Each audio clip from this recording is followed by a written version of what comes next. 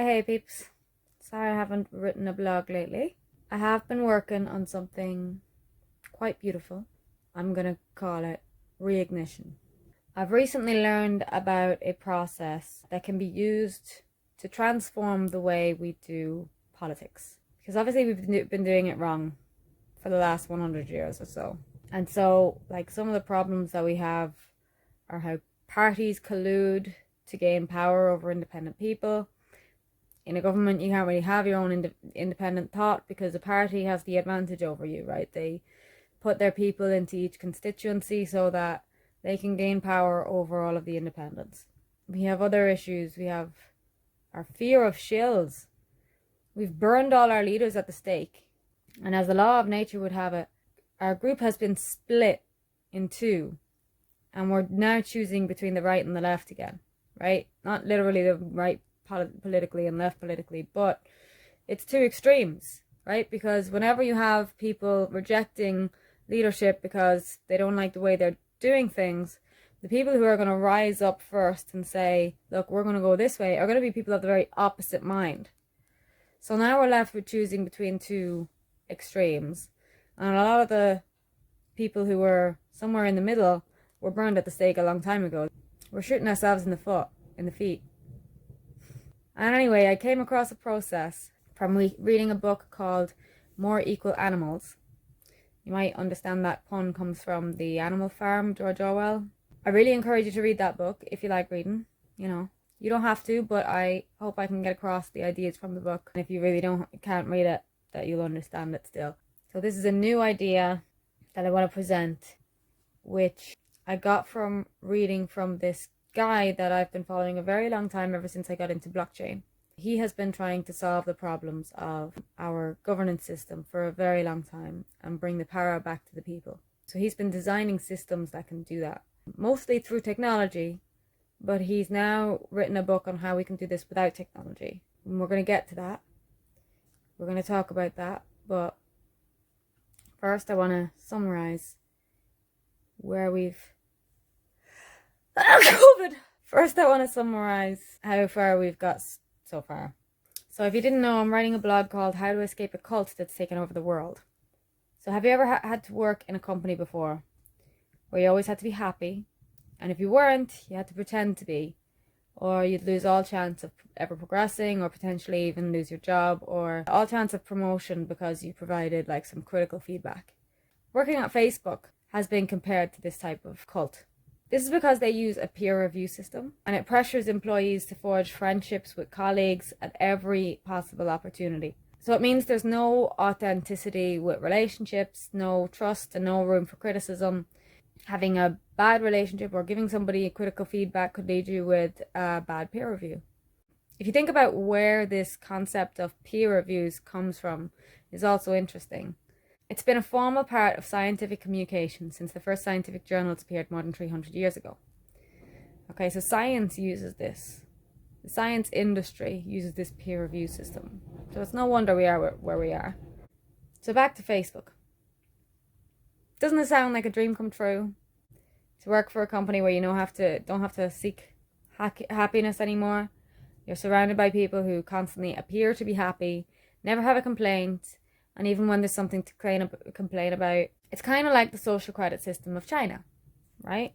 You could easily compare what's happening in China to what's happening here in the Western world as well. So in China, there's a lot of information control. Most people in China, access to the internet is illegal. They have an internal intranet that controls what information citizens have access to. Meanwhile, on our side of the world, fact-checking websites are being funded by pharmaceuticals. Social media algorithms are censoring everyone who's critical of the mainstream narrative. And there's only one narrative being reported in the mainstream media, which obviously resembles like Soviet Russia and the censorship of the Second World War. So while we're not quite at the stage that China is, like we haven't yet had our internet disconnected, one of the things that the World Economic Forum likes to warn us about is these cyber attacks. And this is the same organization that warned us of the pandemic before it happened. So you gotta wonder what could happen. Another similarity between the Western world and China's culture that's developed over the years is thought control. In China, if you're blacklisted, you won't be allowed on public transport. The price of certain things you buy is much higher. In Ireland now, like, the COVID doctrine has to be accepted as truth, or you face ostracization. So it's illegal for a restaurant to serve food to unvaccinated people dining indoors, and for anybody to host a gathering in their home with people who are not vaccinated. That's illegal in Ireland. Dishonesty is another similarity. In a system that rewards happiness, it becomes expensive to be honest about your dissatisfaction or anything controversial.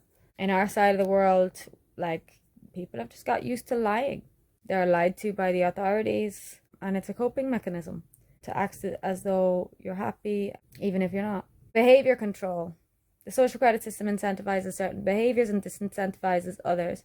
Those who are under control love the idea that everyone around them are under control. Meanwhile, since the start of the COVID panic attack, people have been isolating themselves whenever they're told, standing 2 meters away from each other and wearing masks to signify compliance. So behavior control is there. And then the blame is on whoever suffers. Victim blaming. In China, if you can't survive or live a happy life because of your low score, it's your fault. It's because you're a bad citizen. Now in Ireland, people have adopted the same mentality that if you've been fined for going outside of your 5 kilometers, for example, or for doing anything that's, practicing your constitutional rights, you're to blame. Nobody else. All of these things that I just listed, information control, thought control, dishonesty, behavior control, and blaming the victim, they're all characteristics of a cult. Other things that are characteristics of cults are like isolating people away from their friends and families, demoralizing people, having them commit evil, such as leaving sick people to die alone, and the promise of a savior from a problem that's often fabricated by the cult itself. It's only hard to believe that a cult could have taken over the world until you realize that the subjective peer review system is a mechanism to turn any business, organization, or industry into a cult. While not every scientist or doctor is lying or fooling themselves into believing a lie, the ones who are leading this, they made their way to the top by playing this game. Those who don't play the game, they don't get anywhere near the top, and they're not given the privilege to speak on the mainstream media. Now, it's my belief that the people who are still sleepwalking through this COVID cult are going to be the same people who go along with this social credit system, and they're going to play the game when it's introduced. Once the game's started, it's kind of game over. We have to have something set up as an alternative if we're going to survive. Because in order to win that game, you have to play it. And if you play it, you lose. You lose all of your rights. You lose yourself. You can only win by complying and not being free. There is a long road solution to this, and we're going to get into that. It's been a dark road. It all started with 2 weeks to flatten the curve, which we were told after 2 weeks we'd done very well, with just one more week just to be sure. With each repeating lockdown extension, many of our loved ones were eased into the idea that there would be no deadlines or certainty that this will ever end. Somewhere along the way, we all came to a crossroads. Either we accepted it and went along with it, complying with all the restrictions, hopeful that the only solution presented by the mainstream media was real, or we looked deeper, questioning the motives of those taking the power from our loved ones. The first road appeared to have all the experts based on a narrow perspective or perception of reality shaped by the mainstream media. The other road was completely dark and lonely, and anybody who walked that direction seemed bitter and angry. There's been a sharp divide in society ever since, as we walked in opposite directions. We are social creatures. We can't be blamed for wanting company, as we walked a road we've never walked before.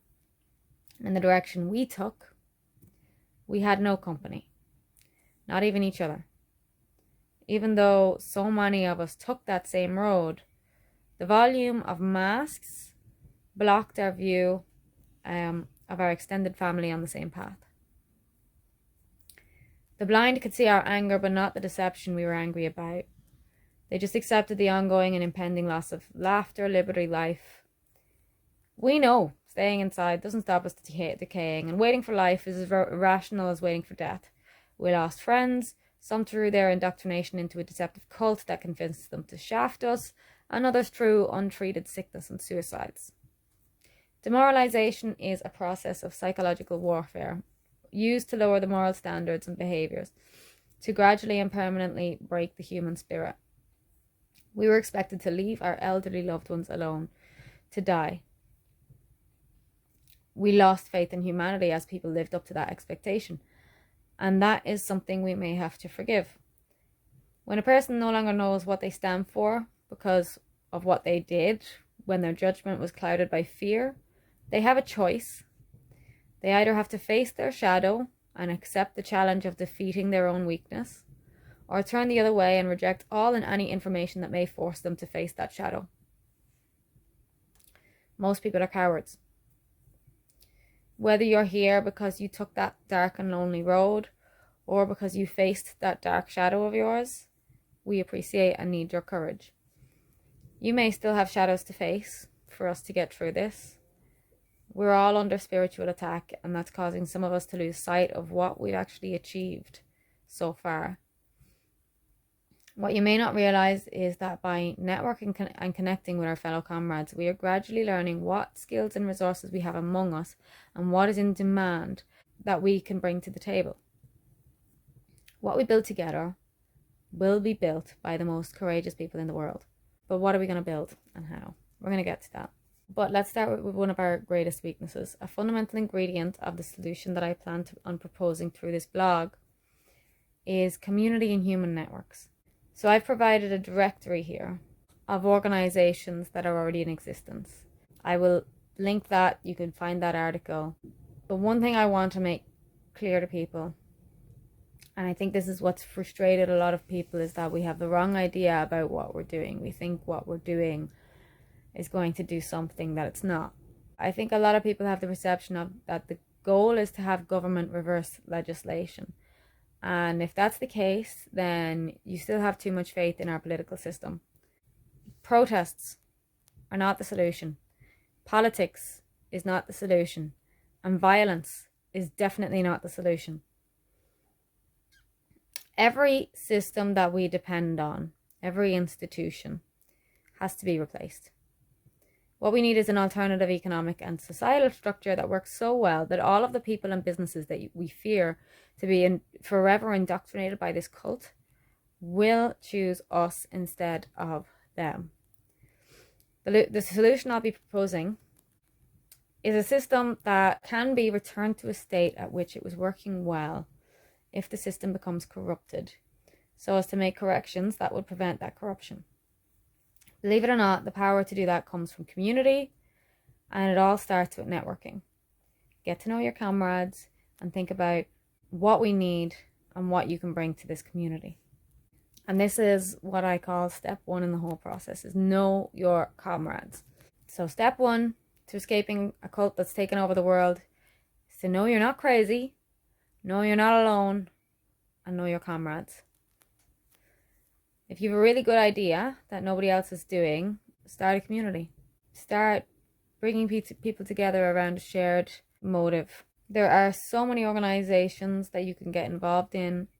Decentralized, autonomous communities that have been growing organically through our need to connect and support one another on this seemingly dark but increasingly crowded road. We still have a long way to go, but whenever you feel discouraged, just look back at that first day you took that lonely dark road and see how far we've come. We're not alone anymore. We have so many of us. And stay positive.